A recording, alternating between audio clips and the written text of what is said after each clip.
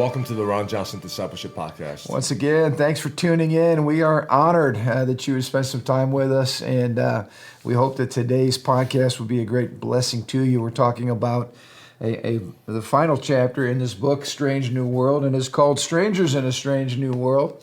And really, it's the culmination of all the ideas we've been talking about for the last, I don't know how many weeks, about just the strange world in which we are finding ourselves as believers, feeling more and more out of place, more and more marginalized, more and more like the world in which we grew up in is being radically assaulted by a lot of strange ideas. And so hopefully today we're going to chart a course for how we move forward, and we hope you find it helpful. You know, last week we were talking about some important things. They were constitutional things called life, liberty, and the pursuit of happiness.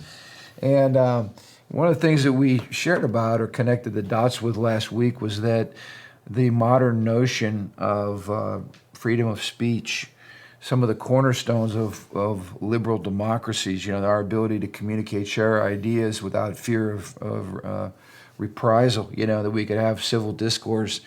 All of these things are really under assault right now because of expressive individualism.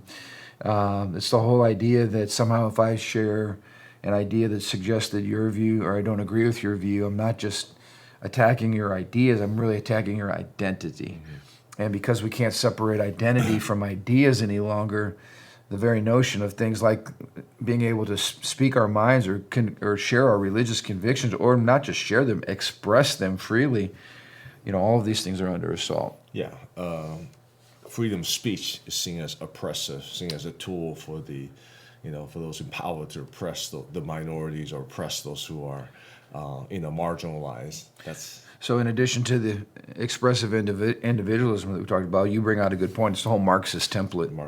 Yeah. It's the oppressed group and the oppressor group, and whoever is currently in power it obviously is oppressing everybody else. And so it just becomes this turnabout, right, where we just move from changing positions in the oppressor role, I guess. But we all of this is a massive threat on our liberties, so we talked about. So you and I have been following what's going on in the courts, and I just wanted to backtrack a little bit for you guys just to show you how relevant what we're talking about is. This is coming out every week, and so I just want to connect these dots for you. It says religious liberty is a human right. Why are the courts so confused? There's two court cases. One that lands on the side of the good guys, at least what we believe about Christian worldview and protecting liberty. The other one, it was a terrible ruling. The good news came from a decision on the Fifth Circuit 2 weeks ago. In the case of Franciscan Alliance, which is a group of Catholic hospitals and doctors that sued the federal government. This was back in 2016. Rules issued from the Biden administration. I just let this sink in again on how tyrannical this type of top-down, enforcement of rules coming from an administration that does not share our values. Rules issued from the Biden administration would have forced doctors within the Franciscan Alliance, this is a Catholic group of hospitals, to perform so-called, quote, transition surgeries, end quote, on patients with gender dysphoria, as well as provide abortions for patients who requested them. So, I mean, think about this again. These are hospitals that are operating from a biblical Christian worldview. Obviously, we do not embrace the whole transgender identity stuff going on. We do not support abortion. This is traditional Christian Catholic universities or hospitals simply trying to operate on the basis of their worldview. But here we have the federal government mandating that, hey, if you're a hospital, you have to provide such and such care. Thankfully, the Fifth Circuit respected the Supreme Court's precedent and ruled in favor of Franciscan Alliance. The bad news came out of a case out of New York in which a trial court ruled that Yeshiva University, a Jewish school, must allow an LGBTQ club to establish on campus. This was a strange ruling. They said that the university was not a religious institution while they are a Jewish school, and while they teach the Talmud, they are not a religious institution, which when you say Jewish school, it's like you're saying Christian school or Muslim school. You cannot separate, in my mind anyway, a Christian or a religious ideology that's backing what you're doing there in the name of education. But all of this brought to the fore what it means to be considered religious. and what it means to, and this, I guess, this is where it's concerning to me, because what you have is progressive courts that are increasingly saying, we're going to grant you rights or not rights based upon this religious view, while all the while denying that every view is a religious view. And we talked about this from a worldview perspective. We all have a worldview that is inherently religious because it's based on assumptions that we hold by faith. So to suggest or to marginalize Christians or any other religious group as religious really sets up a dangerous precedent, because what it says is we're going to tolerate your crazy, strange religious views now, but at some point we might consider those views a threat, and we might actually be punishing you for those views. That should send chills down our spine as believers, because again, it is a threat on our ability to simply express our faith in the public arena under the guise of, okay, we're going to grant you some type of religious exemption. But increasingly, this is what's happening as our culture becomes more and more the victim of this radical expressive individualism. So anyway, I'm concerned about these exemptions that are handed out by people who somehow think they're doing us a favor as Christians. Your thoughts on that? Yeah, I believe that second case that you talked about, the Yeshiva University actually went to the Supreme Court, and the Supreme Court, which I couldn't believe it when I read it, actually aligned with the trial court, I believe. Judge Kavanaugh and Judge Roberts, I believe, sided with the state. But you made a good point of designating religious view, because the way we look at things, every viewpoint, every political viewpoint, every worldview, every viewpoint, period, is religious in nature. Yep. And you can't distinguish between religion and science, because these viewpoints are based in how they view the world and not based on some type of empirical data. Yeah. Even science could be very biased. But there was another trial court case that came out from the Fifth Circuit Court, which I believe is the same Fifth Circuit Court, which, again, justices were appointed by President Trump, that recently ruled against big tech. Did you hear about this? Yeah, Texas versus big tech, and this was huge. This is huge because what I just heard this last night. What they said is, the big tech, if you have over whatever million subscribers, so big tech, I'm talking about YouTube and Google, and not Google, YouTube, Twitter, cannot discriminate between political viewpoints. They cannot censor you, demonetize you, et cetera, et cetera, et cetera. And which I was encouraged to hear that news, because that reasoning was basically saying every political view or viewpoint, worldview, has validity. Right. And what I like is because every political view or viewpoint is inherently religious. Right. So instead of taking the religion and not religion side, you're basically saying everyone has these different viewpoints, and big tech cannot censor or discriminate based on those viewpoints. And it's a Texas law that they were going against. But this Texas law, I believe, affects the whole nation, because us living in Indiana is affected by the content creator in Texas. So this might have national impact. I don't know the implications that of would be this. awesome. Of course, someone's got to enforce it, and there's got to be penalties and all that when people are absolutely. caught, accountability. But back to this situation, what is concerning is when you study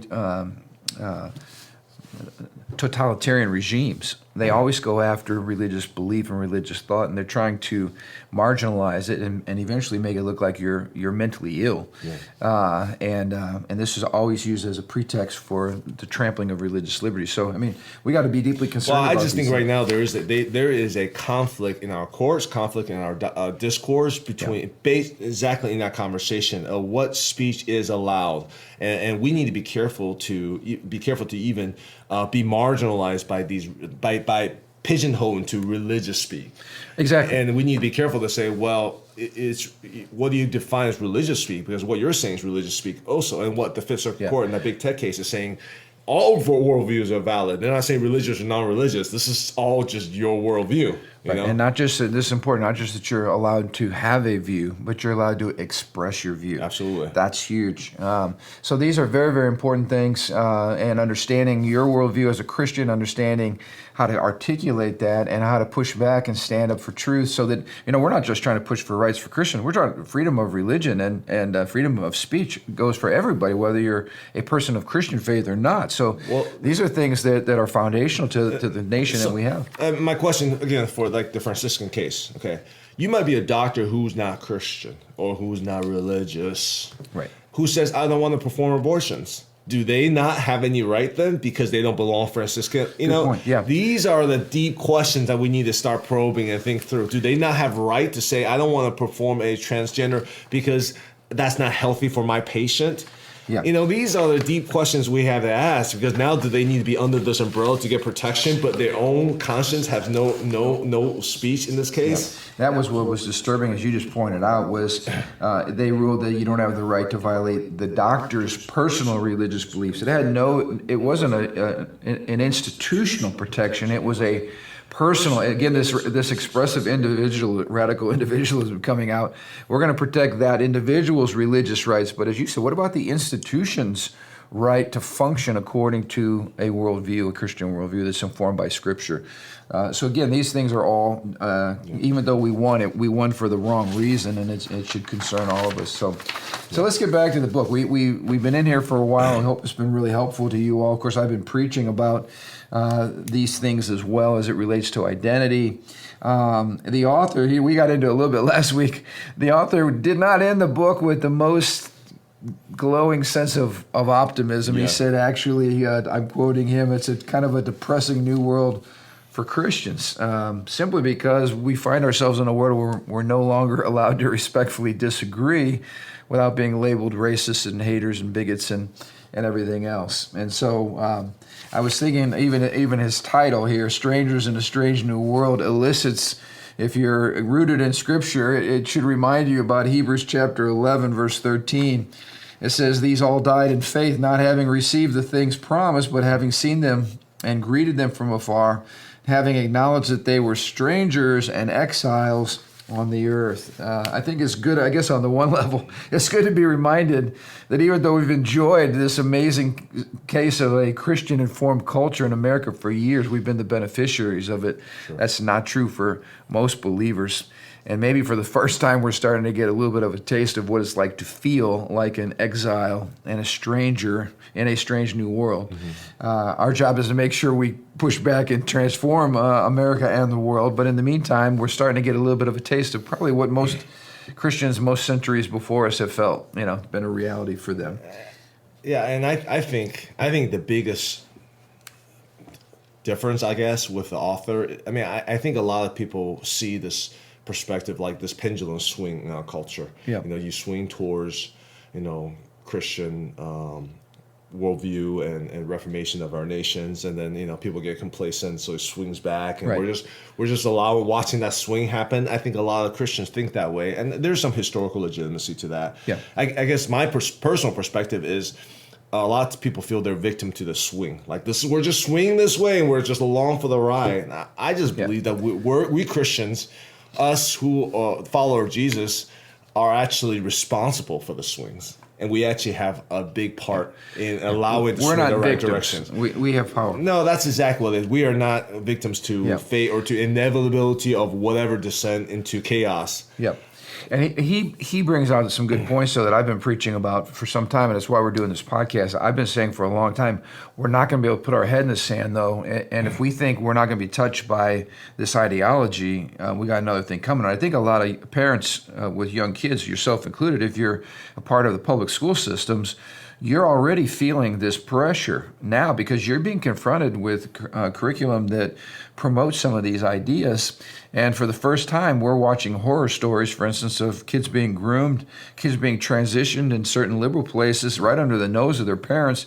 And I think there's a sense of urgency and even a little bit of fear in the hearts of parents, like, oh my gosh, what am I going to do? What do I say? How do we fight this? And so I'm glad he addresses it because, I've been saying this for some time. We're not going to be able to avoid this sexual revolution and the radical individual expressive. Well, I think we avoid it a couple reasons. Sometimes because number one, we don't know how to engage, and number two, sometimes we avoid it because we feel like it's inevitable anyway. So what's the point of engaging? Throw up our hands. Yeah, and that's a self-fulfilled prophecy. You feel like it's going to happen anyway, so you give up. You don't do anything about it. It becomes inevitable. But there's a completely different mindset, which is if we engage, if we actually do something about it, the quicker we engage, the harder we engage, we can reverse it. It's not, it's not a lost cause. Yeah, absolutely. Yeah. So the author helps us out here. He says, basically, how do we respond to this growing sense of urgency when we're faced with the pressure to conform to what's going on around us? And the first thing he talked about is understanding our complicity as a church. So let's talk about that. What does he mean there? Our complicity. Well, how have we been complicit? Specific to expressive individualism. Yeah.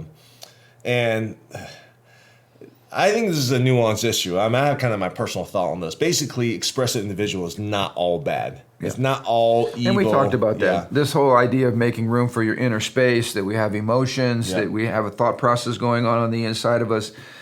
That's all true, and it's good. And we've seen, biblically in the Psalms, right, with David, or we've seen with St. Augustine and some of the authors' confessions. And even he quotes Jonathan Edwards with his historical classic religious affection. That we need to get in touch with the fact that it's not all in the head. We are people who have hearts and emotions. But what's the difference between today's radical, expressive individualism and how we used to, kind of deal with our emotions in the past? Yeah, and I think this is a subtle difference, but the important difference is even when we consider what's in our hearts and we dig deep into our emotions and the source of our wounds and hurts and whatever, there is a external context that we cannot ignore. Right. This internal emotions or this internal reality we feel is still, it has to be in context, it has to align with the external context of who God is, so there's a transcendental framework or reality of truth that we bring our emotions and we process them through that. Yeah, we're not victims to these emotions. They're not in and of itself. These emotions, these feelings still has to eventually we gotta make room, but eventually it has to align with the truth of the gospel, the truth of the world, natural laws.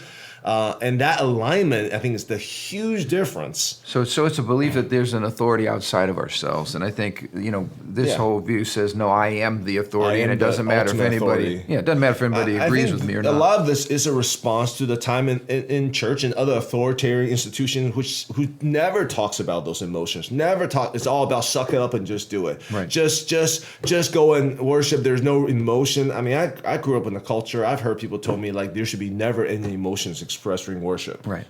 Some of these religious culture, like we shouldn't play guitar or drum because they elicit emotion. Which turns you into a robot, Right. And so there's this huge response to this expressive emotions, but they go to the extreme, right. Of this radical emotional. And he brings out a good point authority. Historically. The church today and the church, 2,000 years ago are two different things. I mean, you're looking at, in your community, you had probably one option. It was the church or the Roman Catholic Church. Mm-hmm. Now we have hundreds of options, sometimes in the same community, which means that the locus of authority has gone from, say, a religious leader to now the individual. We've all become consumers.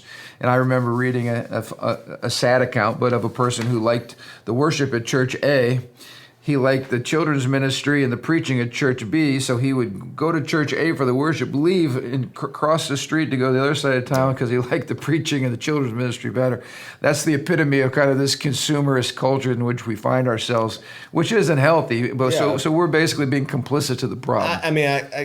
I as much as I don't like that example, that's very much the message that's communicated by churches today. It's like, hey, we're going to have this program so people can, and it becomes a consumer program because it becomes we're delivering some kind of product. Right. And he said we're all preaching the cult of personal happiness, which again we have to watch that the focus of our teaching and preaching is not to cater to felt needs, which is basically the fundamental assumption of the seeker-sensitive movement, which many churches have bought into. This is a subtle nuance point because you do want to engage people where they're at. You do want to meet them. Jesus met people where they're at, Right. But again, there is the subtle difference of saying, hey, yeah, we do want to engage people. We want to help meet their needs. We want to grow them, but at the same time, it's like, okay, where's that line which we cross into all about them? So these are subtle areas that's not easy to navigate through. You're exactly right. We have to finesse our way through it. Realizing, I think his point was just realizing we're immersed in a culture,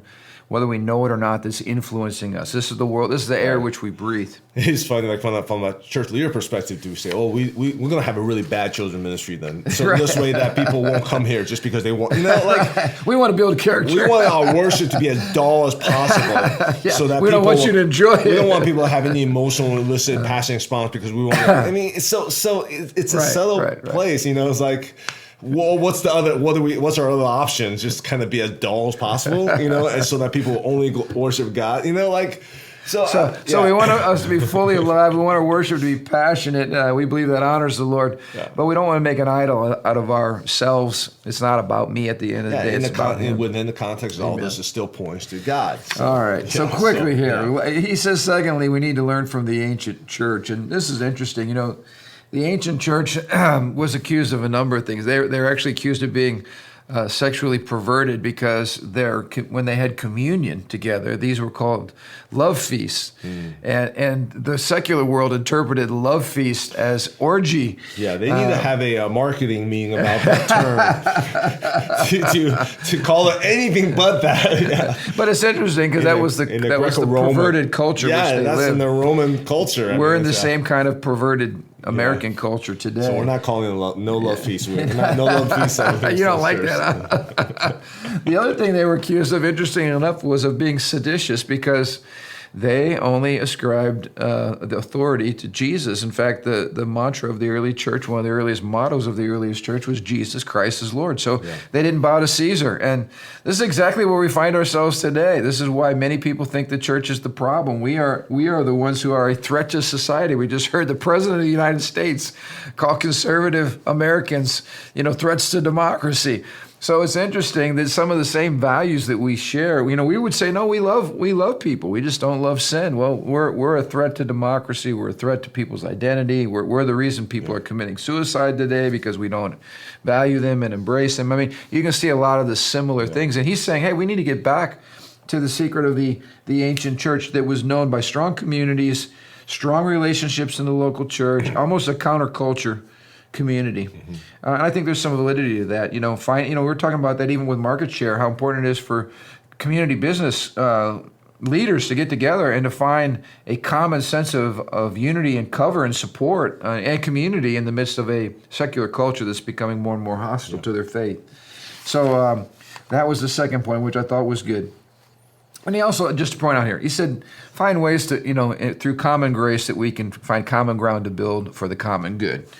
That's becoming harder and harder to find common ground because this worldview we just talked about has almost no common ground with the Christian worldview at all.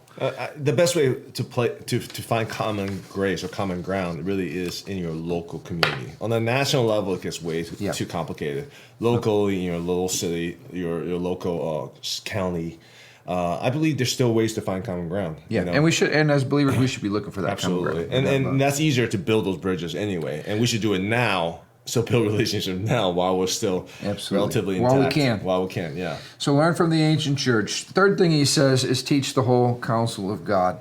And again, this is something our church kind of majors on. Don't go woke. Talk about the issues. But what he said, and I think it's a point well taken, we can't just preach on isolated issues because all of it has to be merged in the coherent whole of Scripture. We can't pick and choose. We can't just pull something out of context. All of it needs to be within the whole counsel of God. And we're not allowed as pastors, unfortunately, to say, oh, I'm not going to preach on that passage because that one's really unpopular today and that might ruffle some feathers. Let's skip that. We'll go to this next part that everybody would find more agreeable. I don't get to do that as a pastor, and no true man of God has the authority to stand in the pulpit and just pick and choose what we think the audience is going to like. So we've got to preach the whole counsel. And, of course, the Bible talks about all of life and all of society and all of these issues we're dealing with today. So very, very important.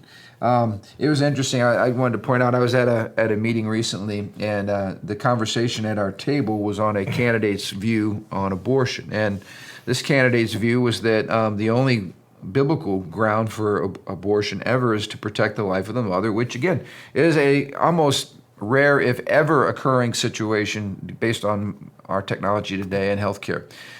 So it's a moot point. But he was concerned that many of the people in his congregation were upset because this candidate did not support rape and incest as legitimate means for aborting the baby. And he asked me, what do I think? And my response was, here we're expecting our politicians to be more moral and more courageous than we are in our pulpits.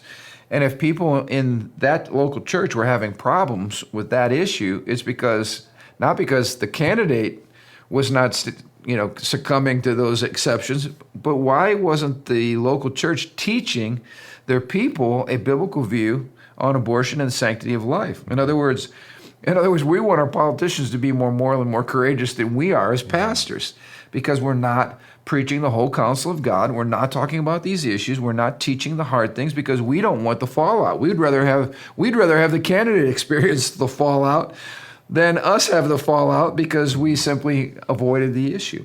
So we can't do that. And you need to be at a church that preaches the whole counsel of God. You need to go to a church that teaches about all of the things we're facing today from a biblical Christian worldview. And so I said a big amen on the teaching the whole counsel of God. He also pointed out, which I thought was good, we need to get back to some of the historic creeds and historic catechisms that help people understand what they believe, because we are increasingly having a biblically illiterate Christian populace, which does not help the problem. Let's go to the next one quickly, and then we're almost out of time here today. He said, shape institutions through biblical worship. Talk a little bit about that particular section. I mean, I think we addressed this a little bit. The biblical worship needs to be directed upwards and not internally through ourselves. Yeah. So our posture as believers is upward and outward, not inward and downward. Sometimes you can get in a vortex of depression if you get all internally focused. Yeah, I think there's a degree of, like we said, expressive individual in terms of internally focusing on what's going on inside your heart. That's healthy. It's healthy. It's emotional health. But our posture for worship is to first and foremost upwards. Like our worship is towards God and His greatness and His goodness and His external reality and not our internal reality. There's a time and place for that. But in worship, we address. And sometimes when we're focused outward, God will address inward in our hearts in the middle of that. But our posturing is towards God first. Yeah. And I just want to say, if you come to Living Stones, you will experience heartfelt, authentic, passionate, emotive worship, not emotionalism, which is emotion for emotion's sake. But I've always said this, I learned this from Jonathan Edwards, if God created us as emotional beings, then what is the greatest object upon which our emotions should be expressed? It's God Himself. And so worship is a place where we properly express our emotions and our passion for Jesus. But the focus, again, is Jesus. And our focus is on honoring the Lord. But he said this, quoting the Bible again, that when non-believers come into the context of this dynamic, loving, worshiping community, they literally feel the presence of another world. And that's what we're after on Sundays. We want people to sense that they've come into the presence from another world. It's the presence of the Holy Spirit. That is healing in and of itself. It's liberating. It sets you free. And so we need to have dynamic, powerful community worshiping the Lord with passion. And that's really what we're after here at Living Stones, and what every church, I believe, should be after. Let's talk about the last point. I thought this was so good because we don't hear much about this anymore. It's the whole notion of natural law. Natural law, he simply defines as the fact that this material universe in which we live is not just made of stuff. It's actually a morally embedded material universe. And he gives some good examples. I was joking around a few weeks back that just because someone chooses not to believe in gravity doesn't mean that they automatically, I'm deconstructing my faith in gravity, and then they start floating in the air.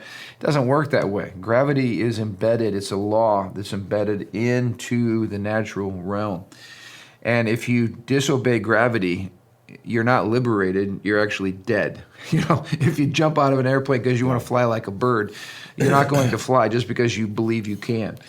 You're going to crash. And the whole point is those laws whether you like them or not, are embedded in the universe. And if you're a wise person, you don't disregard the law or pretend like it doesn't exist, or expect the natural realm to adjust to your personal beliefs.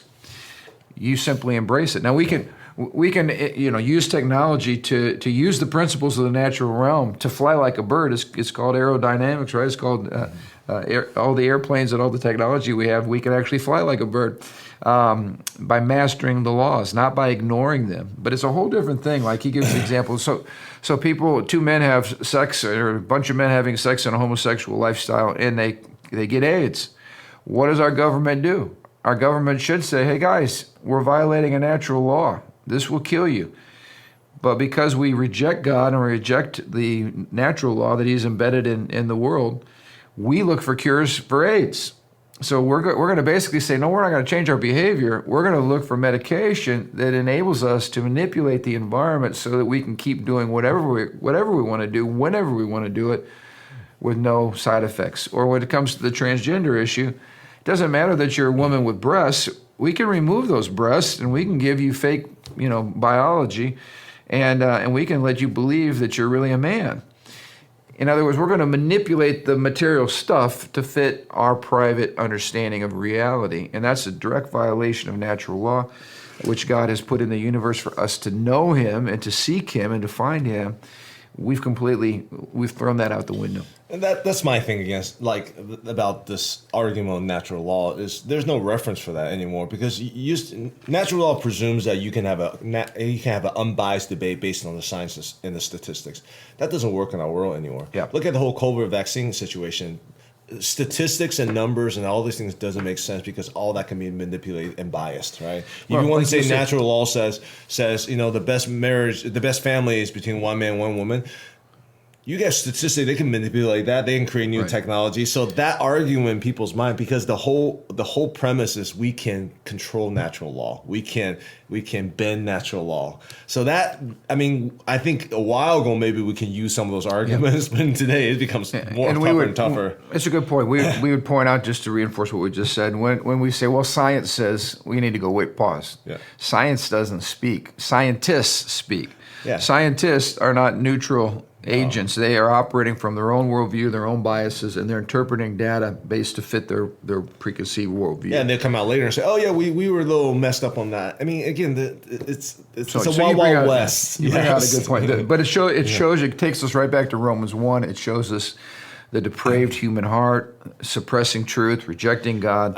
I do think for those who are open, discussing the idea of natural law is important for them to understand. Just like you can't jump off a building and just believe, it doesn't matter how genuinely believe you can fly, you can't fly. Right. There are other natural laws that we must conform ourselves to, regardless of how you feel inside, that there's external constraint to our reality. I think to people who are open, they need to understand that process. Yeah. But in our course today, in our national debate today, it's just a tough thing to actually go through. But we need to keep throwing this out there, and we need to keep standing for truth, and all of these things are true. Yeah. The question is, will a wicked human heart embrace it? Will we continue just to move fast forward with whatever we want to do, irregardless of consequences?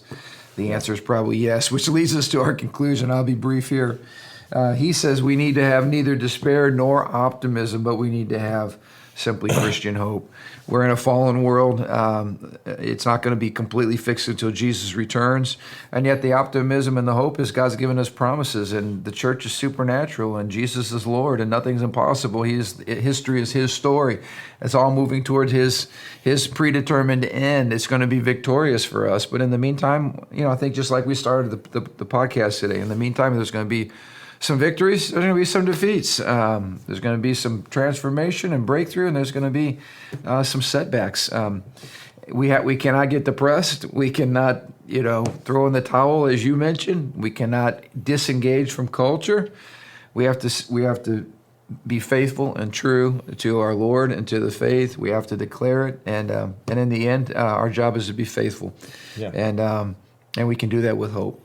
Yeah. So we hope you've enjoyed all of this. Keep your head up, stay involved, stay engaged, keep watching, because our goal is to equip you so that we can do all those things we just said we needed to do. But in the meantime, let's be full of the joy of the Lord, not fear. Let's move ahead in faith, and just believe again that the Lord is on the move. We're going to see great things happen. America is not beyond hope. We are prisoners of hope, and we're believing that together, as the Church of Jesus Christ, full of the Holy Spirit, we can see amazing, amazing transformation in our nation and in the nations of the world. In fact, that's what we've been called to. So we love you all. Thanks for tuning in today. We look forward to seeing you next Thursday.